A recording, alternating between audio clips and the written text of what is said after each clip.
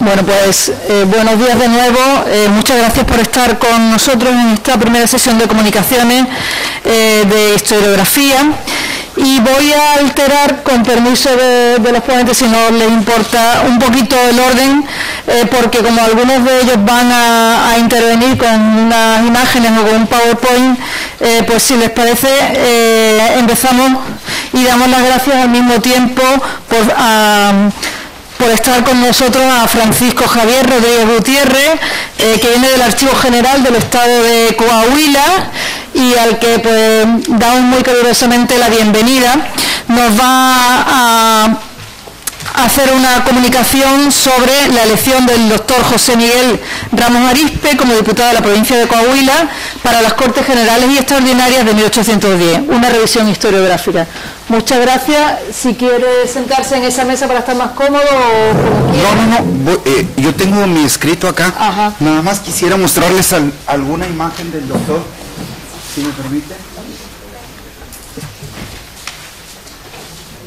Y sí que les rogaría que se tuvieran al tiempo, a los 15 minutos que hemos dicho, para poder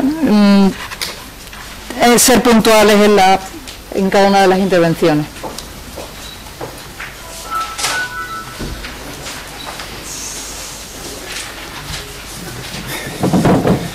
Recuerdo que las sesiones se están grabando. ¿Ya inicio? Sí, muchas gracias. Gracias. Muchas gracias por su presencia en este auditorio. Quiero empezar por agradecer la invitación a las organizadoras, a Dolores Lozano y a Marieta, con las que estuve en contacto desde México.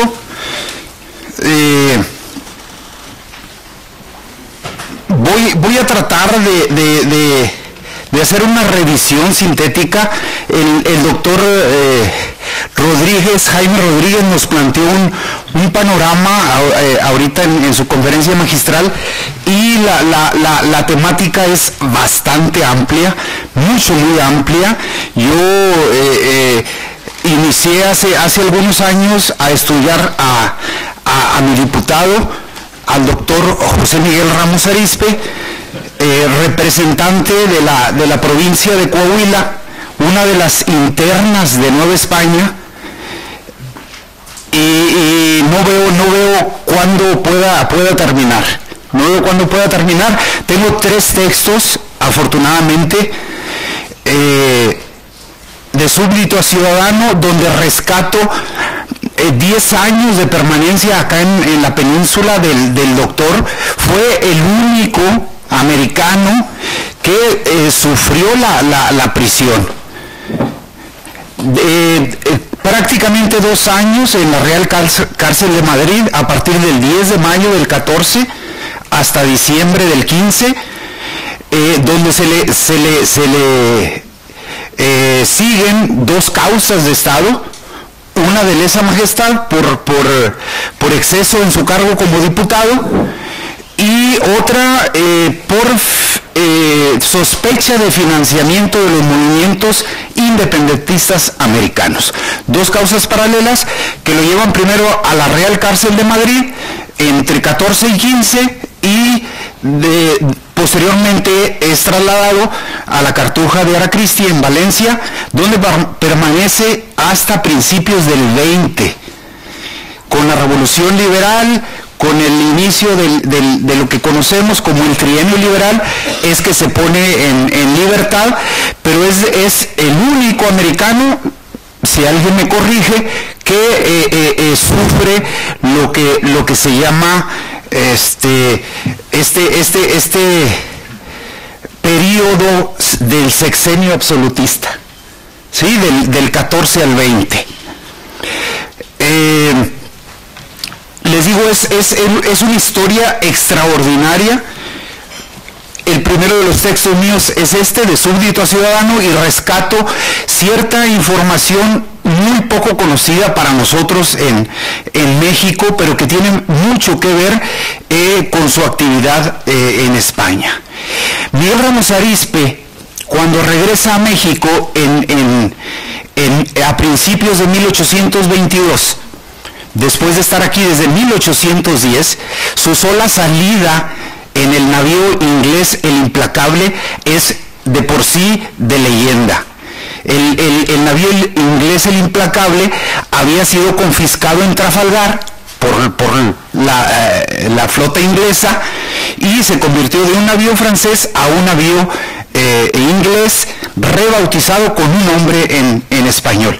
Bueno, pues en ese navío, con 200 millones de pesos, él sale de Veracruz a finales de 1810 y no regresa sino hasta 1821, el último día. 11 años en la península, que es el inicio de su vida política y la consolida en México.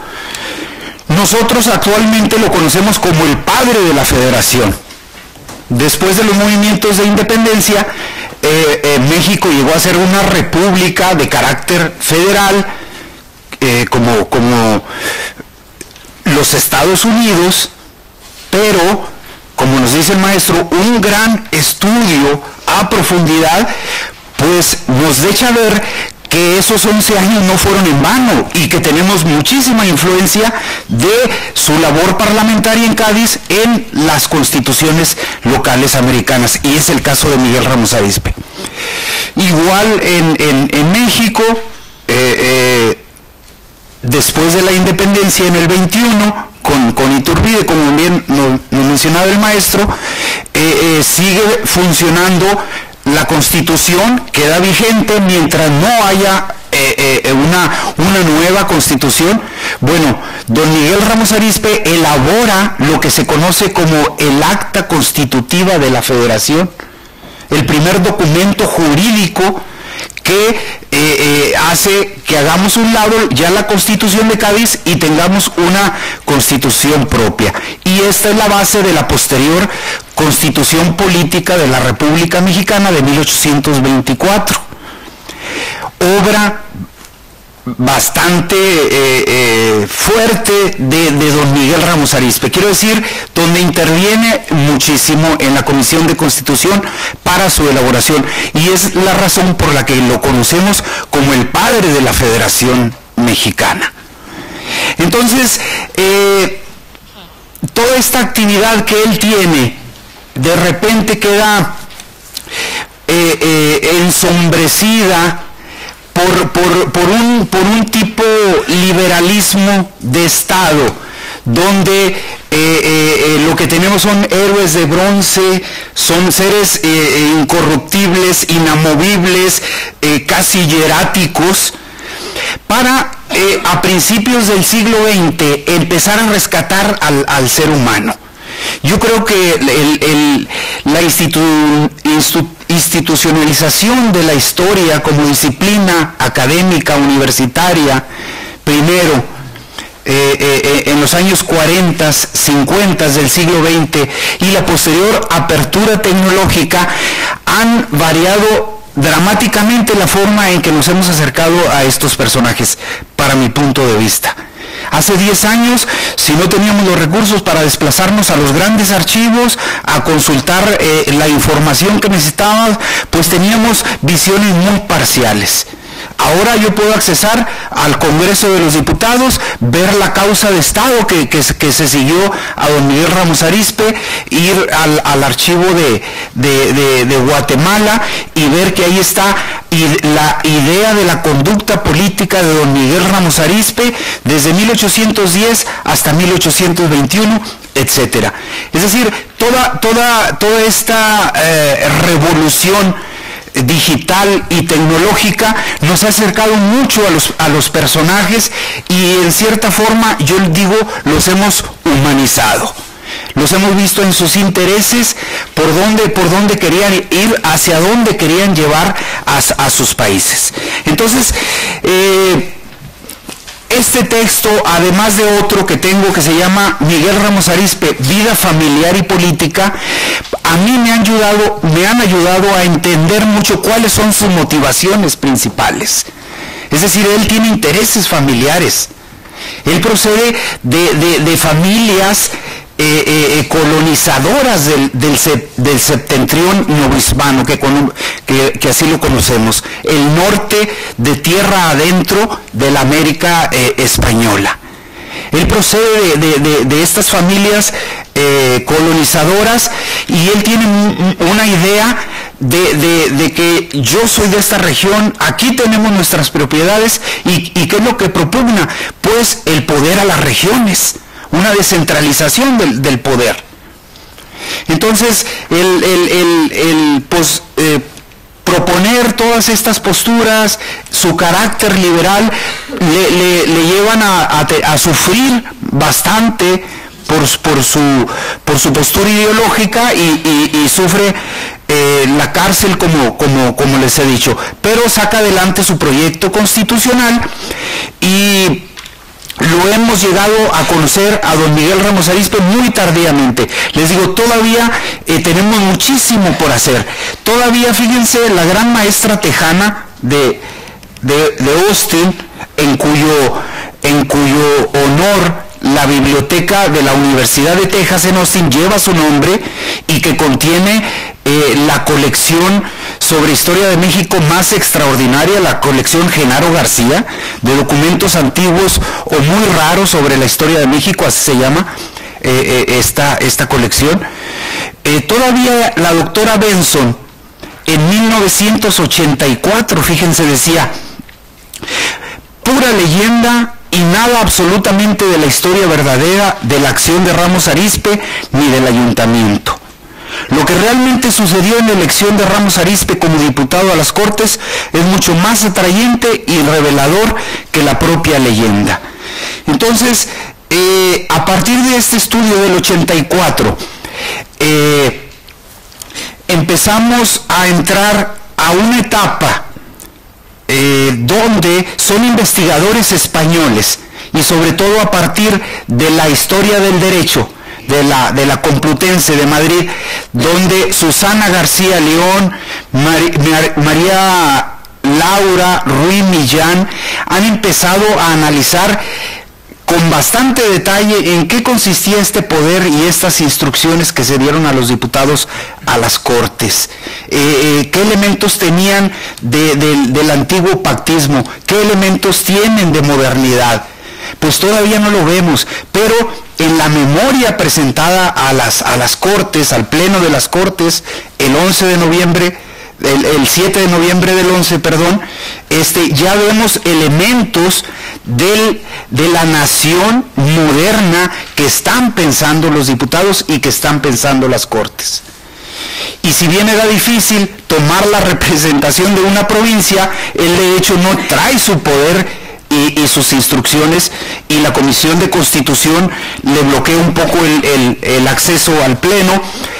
Pero más adelante, cuando es aceptado, él reconoce cuál es el papel del diputado, ya en una nación hispana, que es el representante de la nación, y toma no solo la representación de las 4 provincias internas, Texas, Nuevo Reino de León, Nuevo Santander y Nuevo Reino de León, Coahuila, Nuevo Santander y Texas, sino que además toma la representación de Puerto Rico, de Venezuela, de las provincias internas de Occidente, etcétera, etcétera, que es la función moderna del diputado, representar a la nación.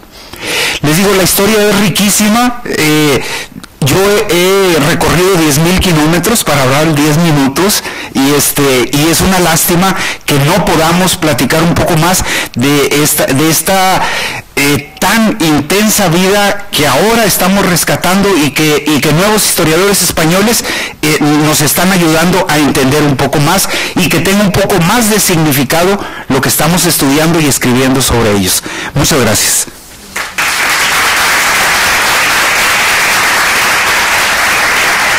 No me lo esperaba empezar. Discúlpenme. Sí. Muchas gracias, Francisco Rodríguez, por su intervención y por atenerse al tiempo. Yo creo que es más interesante primero tener un pequeño espacio para poder debatir, que en este caso se hará después de la ponencia, y creo que luego pues los textos se leerán más por extenso. Así que a continuación interviene Luis Álvarez Castro, que nos acompaña desde la Universidad de Florida y que va a tratar sobre historiografía, ideología y memoria de 1812 a 2012, pasando por 1936. Como ven, me estoy limitando a una presentación muy escueta, ya más adelante nos iremos conociendo, pero es que no quiero robarles tiempo. Gracias. Muchísimas gracias. Supongo que ya tienen un papelito que hemos pasado para que tengan algunas referencias a algunas obras de las que me referiré y también una pequeña bibliografía complementaria al estudio que les presento aquí. En realidad, lo que les voy a presentar ahora es el resultado de un pequeño accidente, como pasa muchas veces con las investigaciones. Mientras llevaba a cabo la documentación para una edición crítica que se ha publicado en la Universidad de Valladolid, de unas memorias de un seminarista inglés a quien le sorprende el inicio de la Guerra de la Independencia en Valladolid, y entonces escribe un texto muy interesante, muy jugoso, como son todas estas memorias, en inglés, y hemos hecho una edición bilingüe conjuntamente con una profesora del departamento de inglés y yo. Entonces, preparando esta edición, lógicamente pues estábamos revisando toda la bibliografía enorme, como saben perfectamente, que se ha publicado estos años con motivo del Bicentenario. Y entonces, en un corpus que más o menos incluiría unas 20 monografías y unos 10 volúmenes colectivos, pues empecé a darme cuenta de una serie de coincidencias y de disparidades interesantes. Con respecto a las coincidencias, habría que señalar que hay una serie de puntos de fricción, que pudiéramos llamar así, entre todos estos libros, puntos de fricción que son clásicos, y me refiero, por ejemplo, a temas como la Guerra de la Independencia como hito fundacional de la nación, la contribución de la guerrilla, o bien del ejército español, o bien del ejército inglés, para la victoria final. Incluso el propio concepto de victoria también sería uno de esos puntos de debate clásicos, la unidad nacional frente al invasor, el 2 de mayo o revueltas similares, el hecho de que fuera espontaneidad popular o bien un motín organizado, la idea de los afrancesados, el gobierno de José I, y también, por supuesto, la idea de la originalidad de la Constitución de 1812, o bien su deuda con la Constitución francesa, o incluso con los decretos de Chamartín. Todos estos, como digo, serían puntos de fricción clásicos, porque durante todo el XIX y todo el siglo XX ya se han estado discutiendo en la bibliografía. Lo que quisiera ahora centrarme es en dos puntos distintos que creo más coyunturales y más específicos a la situación actual, y en realidad que están muy relacionados.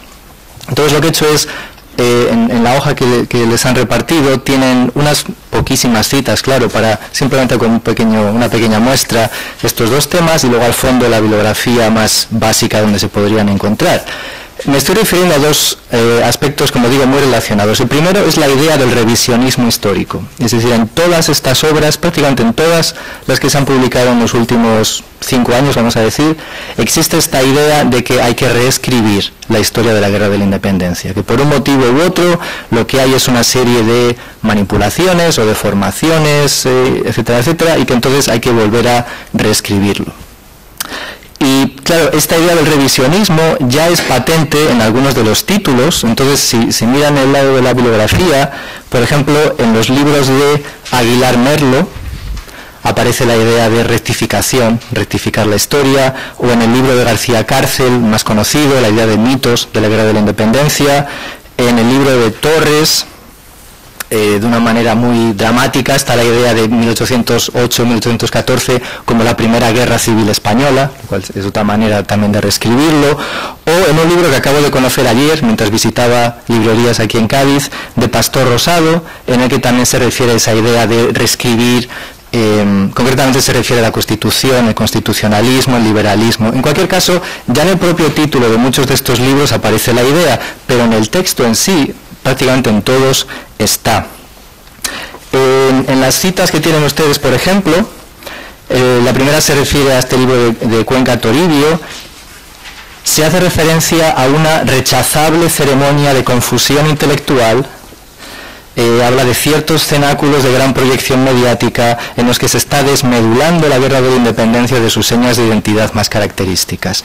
Y en esta cita yo creo que vemos muy bien no solo esta idea de revisionismo, sino además la conciencia por parte de la gran mayoría de los historiadores de que en la actualidad existe cierto clima ideológico que amenaza con manipular una vez más el significado de la Guerra de la Independencia.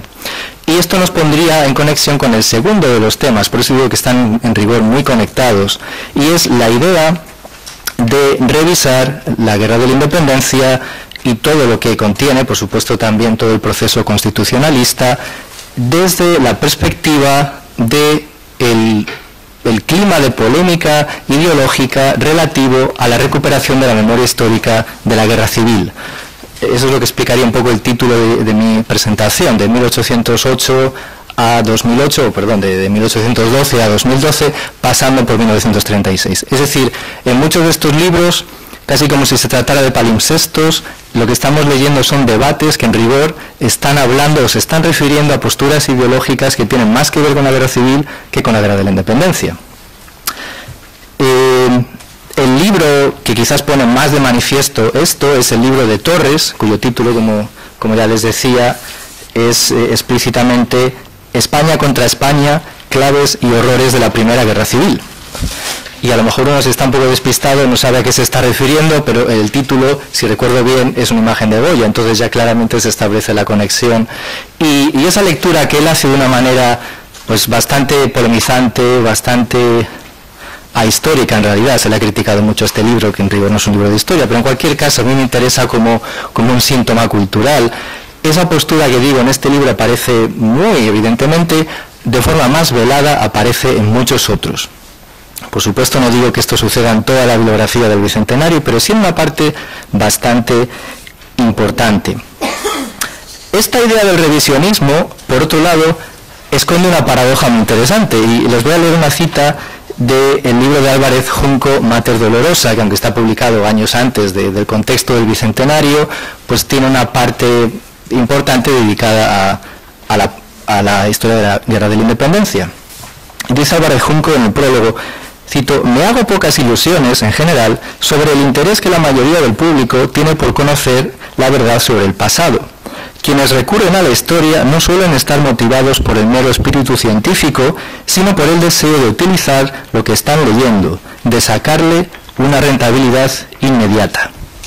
Fin de cita. Claro, la paradoja de esto es que también al libro de Álvarez Junco podemos aplicar lo mismo, es decir, una vez que se deconstruye, por decirlo así, el aparato historiográfico, una vez que revelamos su naturaleza discursiva, construida, etcétera, claro, todo es susceptible de ser analizado de esa manera, incluso la obra revisionista. Entonces esa es la paradoja interesante que esto nos ofrece, y de alguna manera es lo que yo estoy intentando hacer aquí. Estoy intentando deconstruir la deconstrucción del modelo historiográfico, ¿no?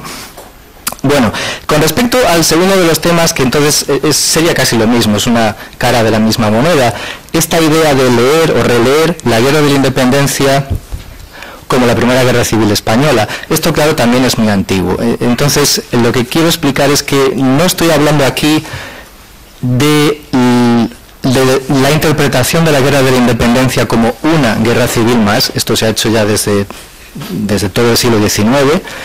Tampoco me estoy refiriendo a las conexiones entre la Guerra de la Independencia y la Guerra Civil, es decir, en todas esas apropiaciones que ambos lados en 1936 hacen sobre la Guerra Civil, que eso está ya muy bien estudiado, muy bien analizado. No me estoy refiriendo a eso, me estoy refiriendo más bien a esa otra idea del palimpsesto, a esa idea de que parte de la historiografía actual sobre la Guerra de la Independencia, en rigor, esconde más o menos conscientemente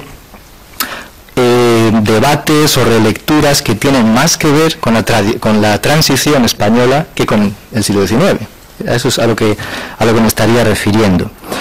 El contexto al que antes aludía, de polémica ideológica, simplemente para que recordemos, pues tiene muchísimo que ver, claro, con la promulgación en 2007 de la Ley de Memoria Histórica, bueno, de la llamada Ley de Memoria Histórica, porque no se llama así, no aparecen esas palabras en el título de la ley, todo lo relativo a los debates y las polémicas sobre los signos, las retiradas de signos, ¿verdad?, del franquismo, todo lo que tiene que ver con las fosas comunes. Este es el clima.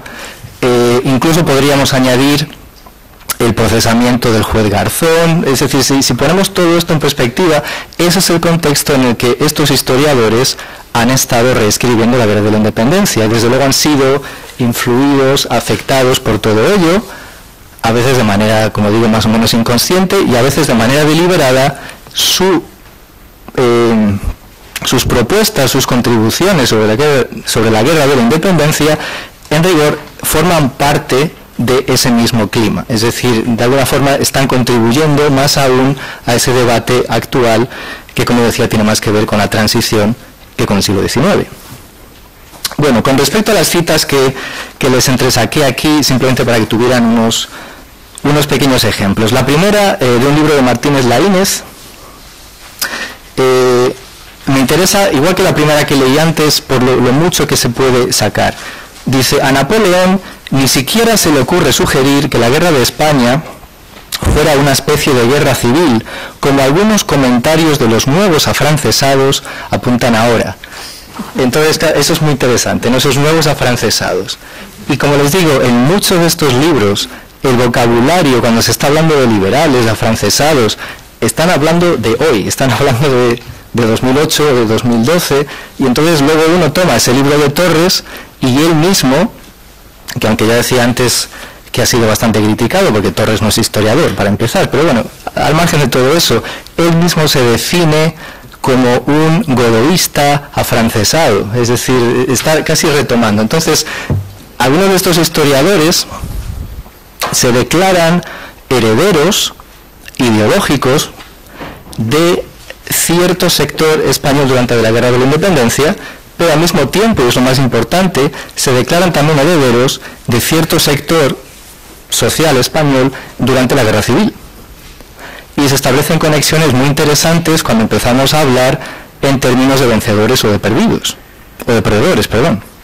Entonces, historiadores desde la izquierda, desde las izquierdas, se declaran herederos de los afrancesados, con más o menos rigor histórico, y luego se declaran también herederos de los republicanos, estableciendo unas conexiones muy directas, que por supuesto, desde un punto de vista histórico, serían sumamente discutibles, pero eso se está reproduciendo. Y lo mismo sucede desde el ámbito de la derecha. Entonces hay muchos de estos libros que tienen bastante de panfletario, por decirlo así, desde ambos lados, estableciendo estas líneas, ¿no? Entonces, pues absolutistas o carlistas, y después, por supuesto, del lado más o menos franquista, fascista, falangista, y hoy en día, pues no se sabe bien qué, pero están estableciendo esas comparaciones, que incluso a veces quedan de manifiesto o se apuntan en las propias editoriales que publican estos libros, ¿no? Bien, en los libros que he manejado, en la bibliografía que he manejado, conscientemente por intentar poner puertas a este campo, como digo, enorme, solo he manejado libros españoles, de autores españoles, publicados en España en los últimos 10 años, para que tuvieran una conexión directa con el Bicentenario. Entonces dejé de lado reediciones de textos clásicos, dejé de lado libros de autores extranjeros, precisamente con la idea de que en esos otros casos no habría esta situación, este contagio de este contexto, como digo, ideológico. Pero me van a permitir una cita de Charles Dale, de un libro que está traducido también al español, que es España contra Napoleón, y es un libro más que nada sobre las guerrillas. Y ahí hay unas comparaciones sumamente interesantes. Entonces, lees Dale, por ejemplo: tan fuerte era el odio del ejército español, a la idea del pueblo armado, que no es muy aventurado decir que las víctimas de los pelotones de fusilamiento de 1936 estaban pagando, en cierto modo, por los pecados de las partidas de 1808. Entonces, a eso es a lo que me estoy refiriendo. Comparaciones como estas a veces están, el libro de Torres está plagado de ellas, básicamente convierte a Godoy en un ministro de la Segunda República, básicamente, es decir, esas conexiones están, pero más interesante me parece los casos en los que hay que leer entre líneas para entresacarlas, es decir, lo que sucede, como digo, es que en muchos de esos libros se pueden llegar a sacar esas lecturas, esas comparaciones de que la historiografía actual sobre la Guerra de la Independencia se ha convertido, en cierta manera, en parte de un debate que en rigor lo que está haciendo es sacar a relucir ciertas fracturas de la transición española, en un contexto en el que muchas veces ya se da por concluir hace 20, 25, 30 años, pero que en rigor son debates ideológicos que llevan directamente a cuestiones de la guerra civil. Y ya con eso, muchísimas gracias.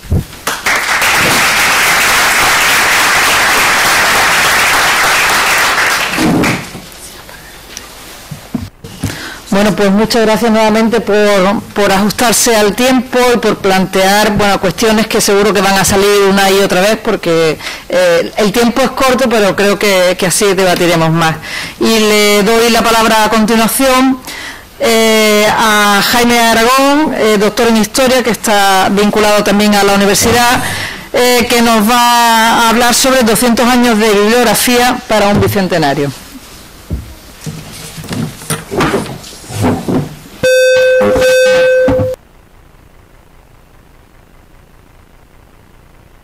Gracias.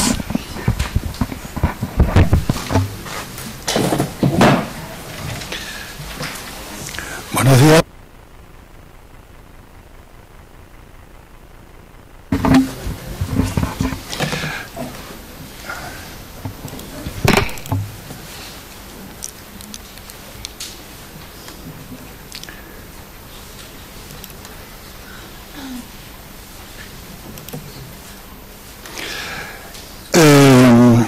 Primero, felicitar a la organización por este congreso. En segundo lugar, agradecer a la Comisión Científica que haya aceptado mi comunicación. Y en tercer lugar, agradecer a ustedes la presencia. Como le ha dicho la profesora Marieta, mi comunicación se titula 200 años de bibliografía para un bicentenario.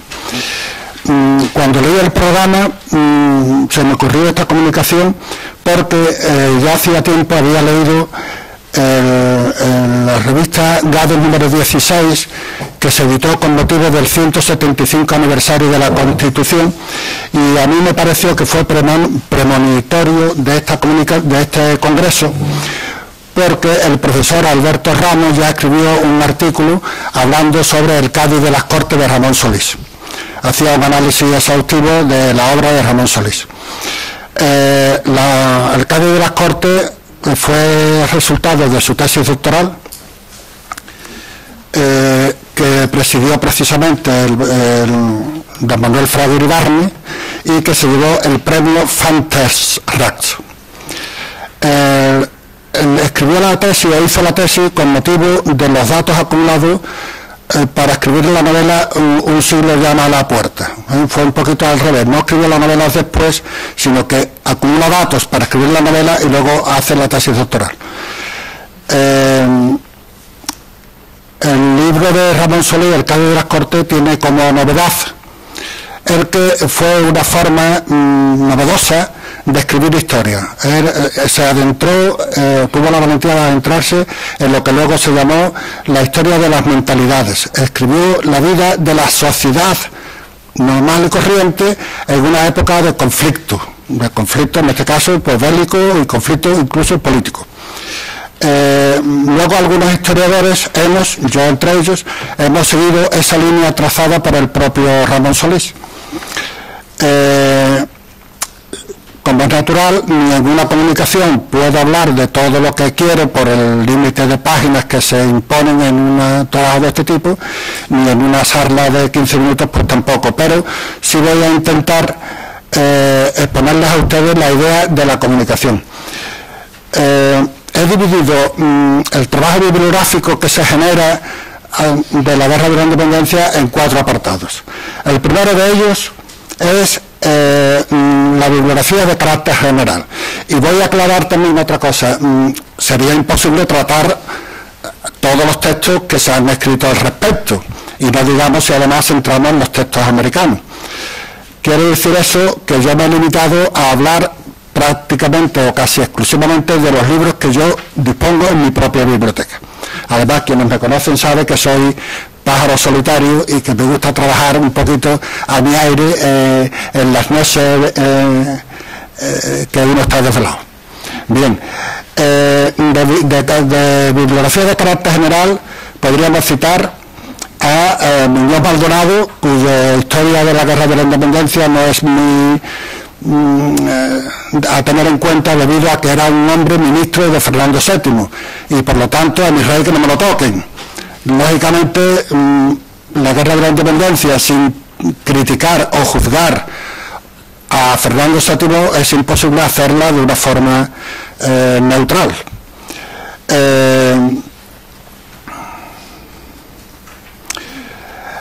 La historia que nos ha servido a todos los historiadores de Queipo Avellano, historia del levantamiento, revolución de España, etcétera, pues lógicamente está escrita con el punto de vista de un protagonista de la época.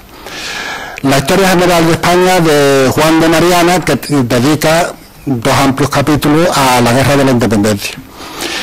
Y el de Miguel Agustín Príncipe, que yo pienso que es una de las buenas obras de aquellos sucesos.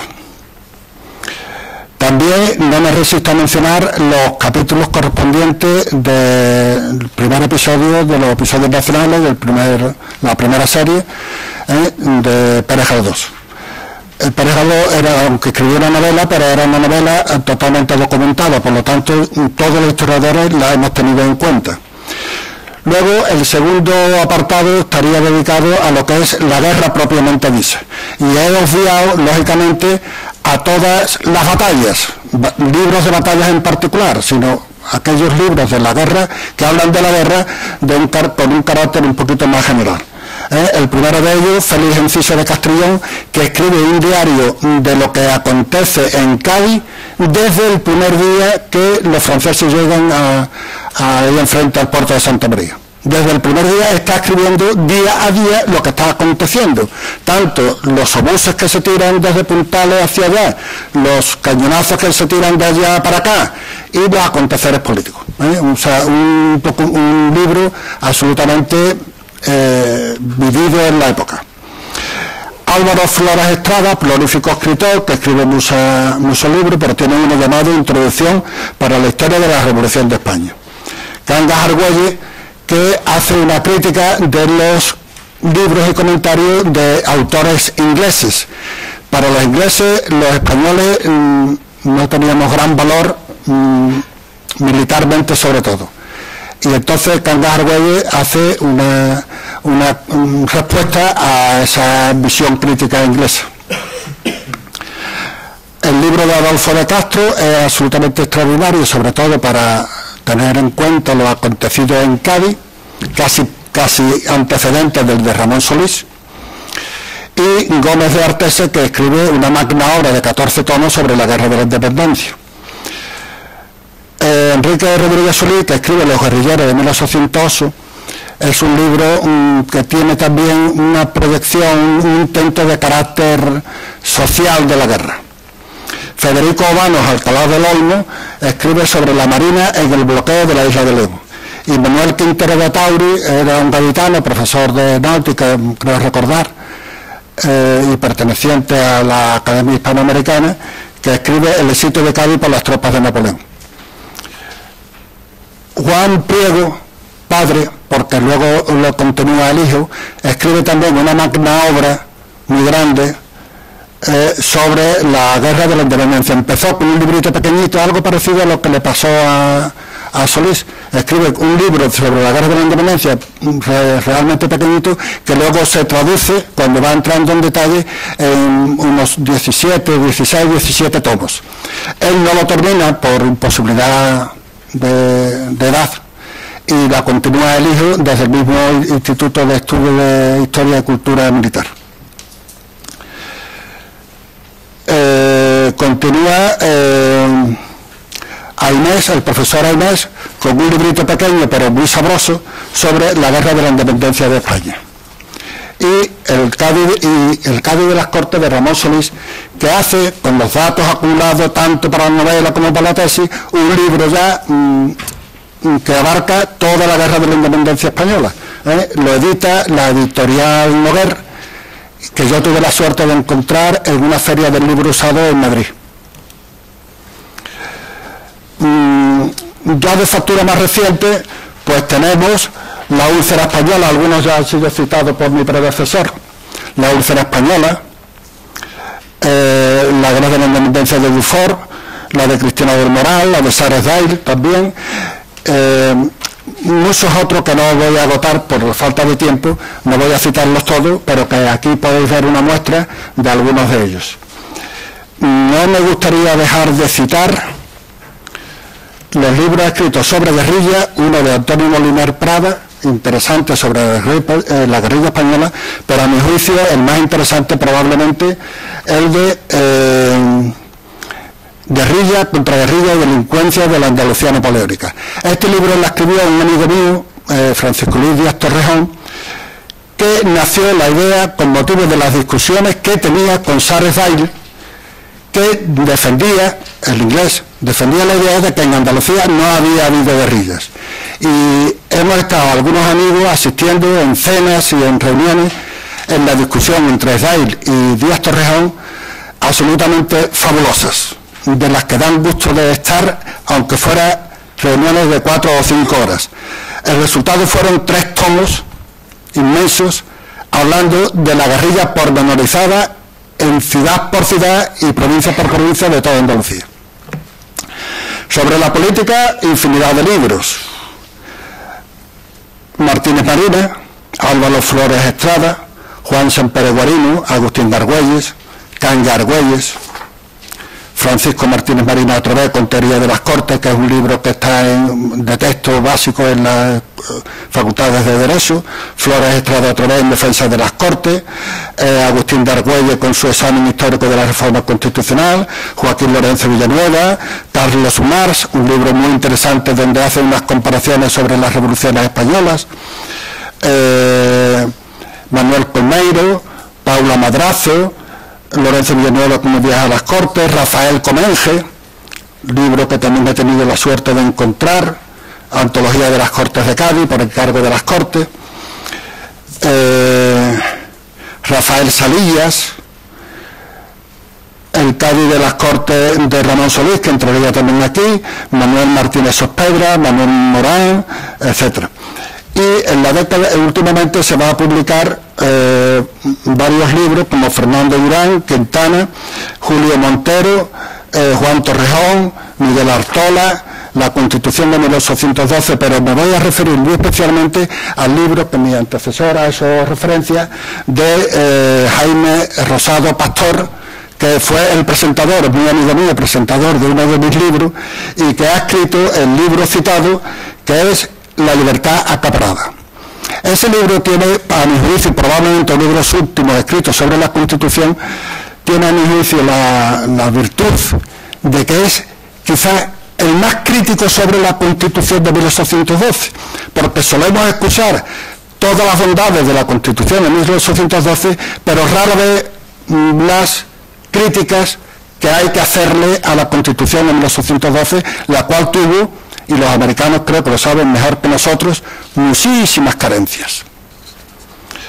Sobre la vida cotidiana, pues hablar de Miguel Manseño, probablemente de los primeros que se escribe con la vida cotidiana en Arcos, Francisco Moya, Manuel Gómez Ginaz, que habla sobre la expoliación de las obras de arte en Sevilla, Pedro Riaño, el archivero de Cádiz, que escribe sobre la imprenta gaditana, Manuel Barbadillo sobre la guerra de la independencia en Sanlúcar, Ramón Solís con su obra ya citada, Manuel Moreno Alonso, los españoles durante la ocupación napoleónica, un servidor de ustedes con la vida cotidiana durante la guerra de la independencia, también Conil durante la ocupación francesa y también Chiclana bajo el gobierno de José Napoleón I. Y un compañero y muy querido colega, José María León, que ha publicado El Cádiz de las Cortes y Las Cortes de la Isla de León.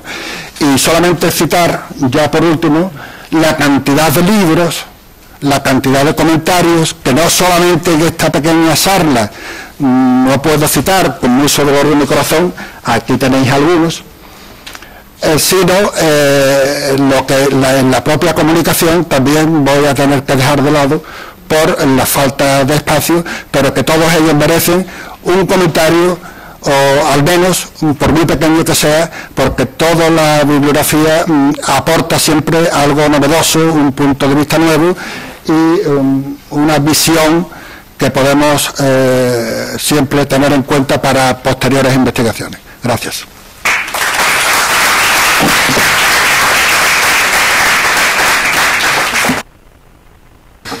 Bueno, pues muchas gracias a Jaime Aragón igualmente por ajustarse al tiempo, y como ha faltado la profesora María Ángeles Lari, pues tenemos un ratito para ese pequeño turno de preguntas.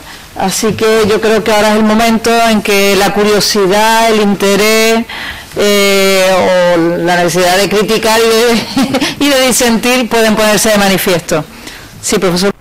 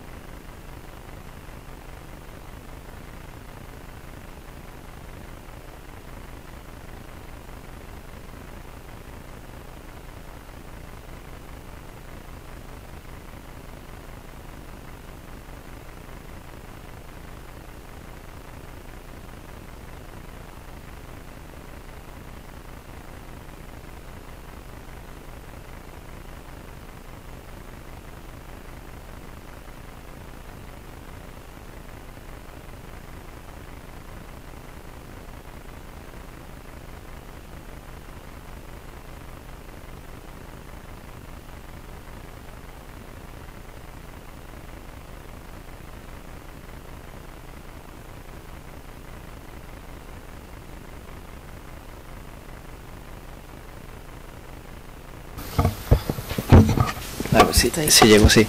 Estoy completamente de acuerdo. Dentro de las limitaciones de tiempo, claro, intenté hacer referencia precisamente a las objeciones que desde un punto de vista histórico, historiográfico, se pueden hacer a algunos de los textos.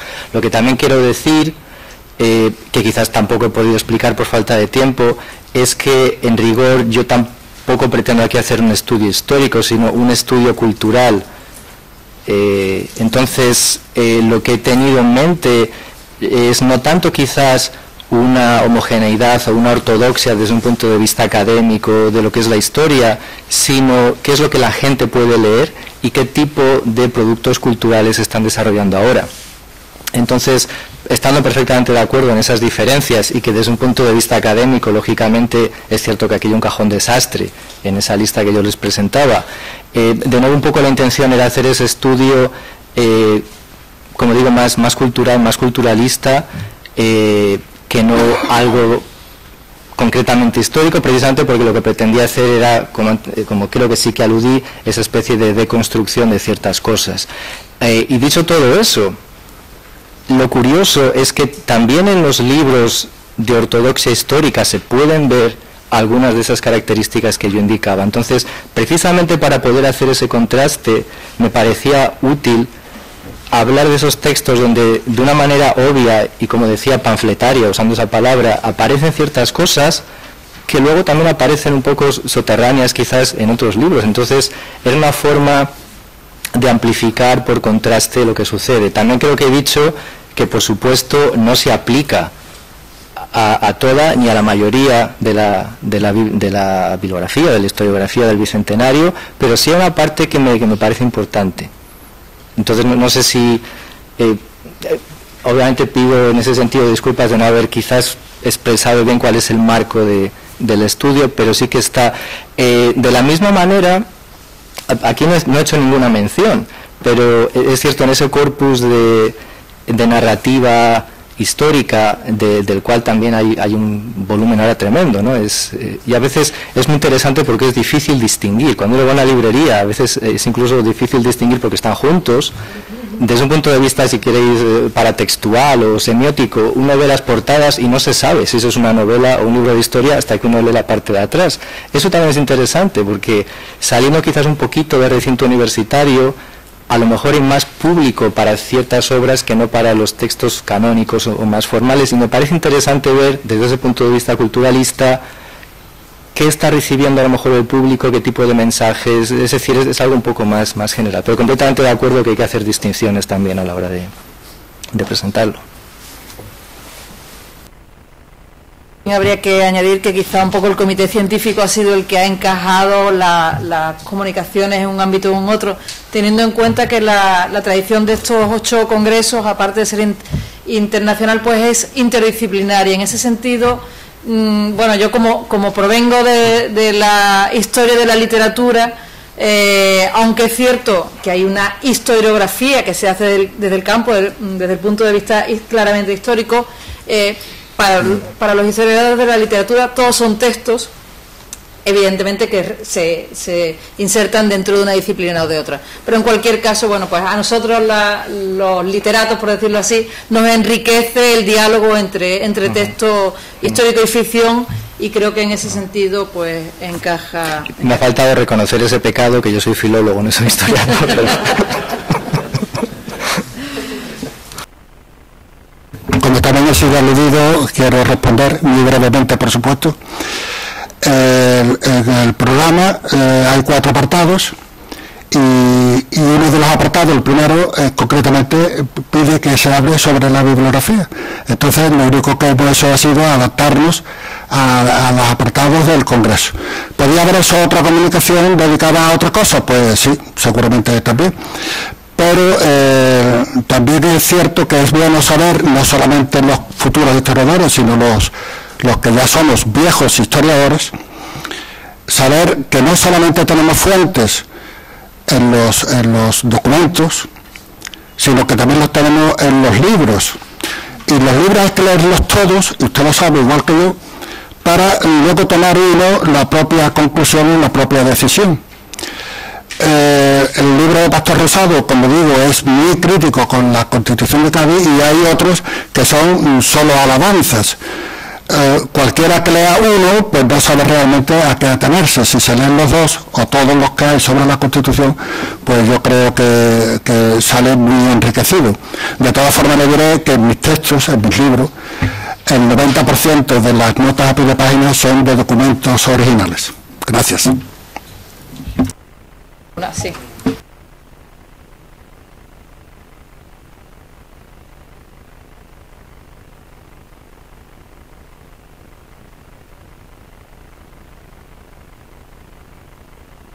Mi posición de profesor ha sido siempre muy clara, y desde mi tesis doctoral la he defendido.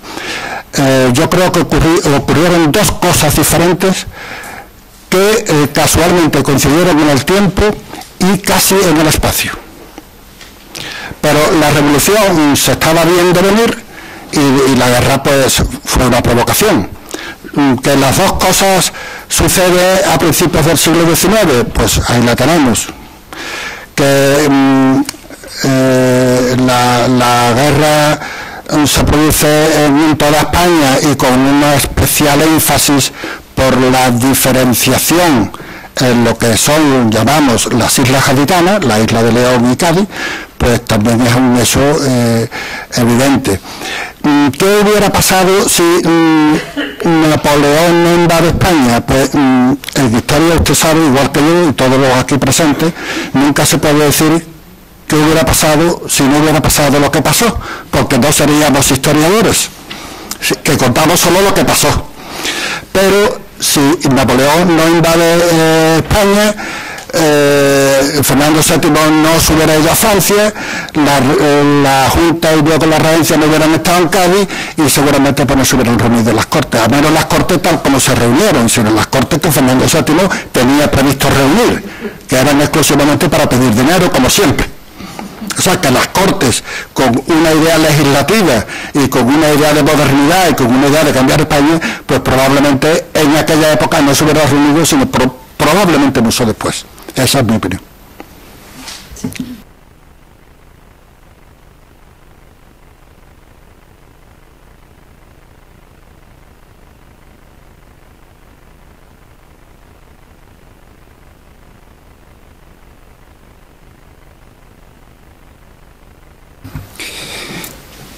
yo considero que es un legado del constitucionalismo gaditano, aunque o sea, la historiografía, Lucas Alamán dice, es una vil copia del norteamericano, pero habría que revisar cómo se había desgastado la relación entre Ramos Arizpe y Lucas Alamán para saber, para entender un poco la respuesta que da Lucas Alamán.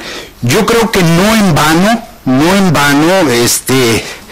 Ramos Arizpe es el de los pocos americanos que firman dos constituciones, la gaditana y la mexicana, y él es recién desempacado de su trabajo parlamentario por acá. Tengo una colección donde la República Mexicana, Gestación y Nacimiento. Hay una serie de proyectos de constitución, entre ellos el que presenta Ramos Arizpe, y en estos ensayos, en estas propuestas, aparece una serie de articulados donde dice, aquí como aparece en la de Cádiz, aquí como aparece en la de Cádiz, aquí como aparece en la de Cádiz. Yo creo que si bien en un momento hay una gran decepción con el regreso del absolutismo en el 23, se vuelcan los diputados americanos en su admiración por el republicanismo americano. Pero creo que los principios de división de poderes, soberanía, etcétera, etcétera, son de la Constitución de Cádiz. Bueno, pues muchas gracias. Creo que dejamos aquí el debate. Interviene el profesor Lucena y tendremos oportunidad de ir retomando. Espero que así nos ajustemos todo al tiempo y retomemos este diálogo que creo que ha sido muy interesante. Muchas gracias a todos.